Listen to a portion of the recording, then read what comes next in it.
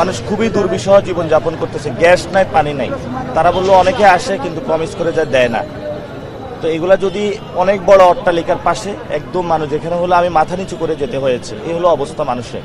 তো সকল মানুষের দায়িত্ব আমাদেরকে নিতে হবে। এবং আজকে নটরডেমে গিয়েছি, বাচ্চারা আমার মাথার উপরে তুলে মিছিল করা শুরু করছে। ঢাকা শহরে সবচেয়ে ভাইব্রেন্ট আসনগুলোর একটা বলা হচ্ছে, আপনি এবং আপনার প্রতিপক্ষের বিভিন্ন ঘটনা প্রবাহ নানাভাবে আলোচনায় আসছে, এই বিষয়টা আপনি কিভাবে দেখছেন? আমরা চেষ্টা করতেছি আমাদের জায়গা থেকে, এখন অনেকের কাছে ভাইব্রেন্ট, তবে এটা খুবই ইম্পর্টেন্ট জায়গা। এখান থেকে বাংলাদেশের অর্ধেক ভালো কাজ হয়, আবার খারাপ কাজ হয়। এখান থেকে সচিবালয় থেকে দুর্নীতি হয়, এখান থেকেই বাংলাদেশের বড় জায়গায় মাদক ছড়িয়ে পড়ে। আমরা এগুলো সমস্যার সমাধান করব। এখান থেকে গডফাদাররা এখানে বসবাস করে, চাঁদাবাজি করে, পুরো বাংলাদেশে সন্ত্রাসী করে। আমরা ওয়াইপ আউট করে দেব 12 তারিখে ইনশাল্লাহ তাদেরকে। ধন্যবাদ। গতকালকে আপনার বিরুদ্ধে একটি বিক্ষোভ মিছিল হয়েছে এবং সেখানে আপনি নিজে উপস্থিত হয়েছেন। তো এই ব্যাপারটা নিয়ে আপনি অনেক কারো কাছে প্রশংসিত হয়েছেন, কারো কাছে আপনার নেতিবাচক কিছু প্রভাব পড়েছে। আপনি আসলে বিষয়টি কি ভেবে আর কি দেখেছেন? যে আমি আমার একটা বিক্ষোভ মিছিল, এখন বিক্ষোভ তো কেউ করতেই পারে, এটা তার রাজনৈতিক অধিকার। আমিও সেখানে গিয়েছি। মানুষ যেখানে আমার খারাপ কথা বলবে বা বিক্ষোভ করবে, সেখানে আমি যাই, শোনা দরকার যে কি বলে। ওনারা বলছে আমাকে ক্ষমা চাইতে, আমার তো ক্ষমা চাইতে তো দোষ নাই। তা আমি ক্ষমা চেয়েছি এবং নিঃশর্ত ক্ষমা চেয়েছি, তারা সবাই খুশি হয়েছে আলহামদুলিল্লাহ। এবং তবে কিছু মানুষ আছে যারা বিএনপি লোক নিয়ে এসেছিল, তারা বিক্ষোভ মিছিল করেছে। তো এটাতে একটা প্লট ছিল, একটা ড্রামা ছিল। তবে অনেক আলেম ক্ষুব্ধ হয়েছেন, আমি তাদের কাছে নিঃশর্ত ক্ষমা চাইছি। আর গতকালকে মির্জা আব্বাস বলেছেন, আচ্ছা যাক, আলহামদুলিল্লাহ, এক ভাই নির্বাচনী খরচ দিচ্ছে ইনশাআল্লাহ। জি। গত বছর আসলে গতকালকে মির্জা আব্বাস বলেছেন যে আল্লাহ তাআলা আপনার মাধ্যমে ওনার ধৈর্যের পরীক্ষা নিচ্ছে। আপনিও কি আসলে ধৈর্যের পরীক্ষা দিচ্ছেন কিনা, এবং 12 তারিখ পর্যন্ত যেন উনি ধৈর্য ধরে রাখতে পারে, তার জন্য উনি আসলে নিজেই আল্লাহর কাছে সাহায্য চেয়েছে। মানুষ তো এই কমিশনার শুরু থেকে পুরা ঢাকা আটের যারা ভোটার আছে তারা ধৈর্যের পরীক্ষা দিচ্ছে। এখানে যারা ব্যবসায়ী আছে তারা ধৈর্যের পরীক্ষা দিচ্ছে। এখানে যারা মা বোনেরা আছে তারা নিরাপদে নাই, তারা ধৈর্যের পরীক্ষা দিচ্ছে।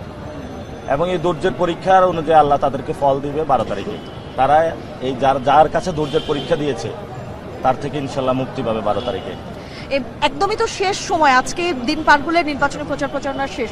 তো সেই জায়গা থেকে শেষ সময়ে আপনার আসলে এই যে কয়দিন নির্বাচনী প্রচারণা চালালেন, আপনার ব্যক্তিগত কনফিডেন্ট কি এবং মানুষের কাছ থেকে কেমন সাড়া পেয়েছেন, কি বলবেন?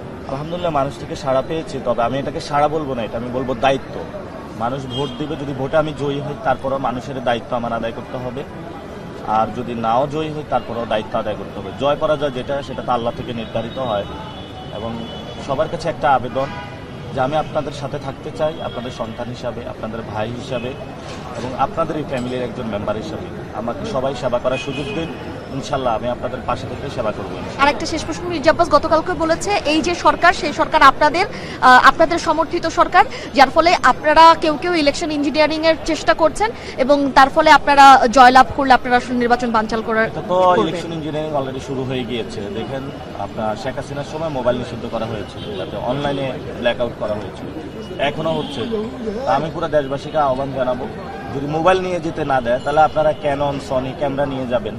ক্যামেরা তো আর নিষিদ্ধ করে নাই, তো সেই জায়গা থেকে ছোট ছোট আপনারা ডিভাইস নিয়ে চলে যাবেন। ওইগুলো ভিডিও, যে ভিতরে যেই সব চুরি বাটপারি হবে ওগুলো ভিডিও করে পুরো বিশ্ববাসী এবং বাংলাদেশের কাছে ছড়িয়ে দেবেন।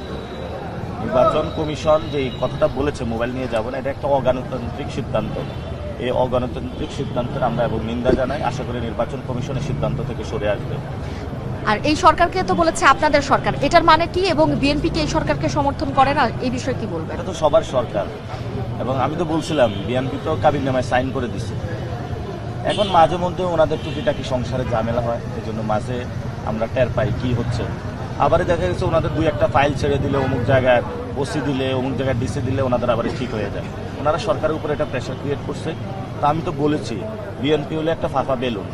ইউনূস স্যারকে বলবো সুই নিয়ে রেডি থাকেন, আসলে সুই দিয়ে একটা ফুটা করে দিবেন, টুস করে উড়ে যাবে এটা। ধন্যবাদ।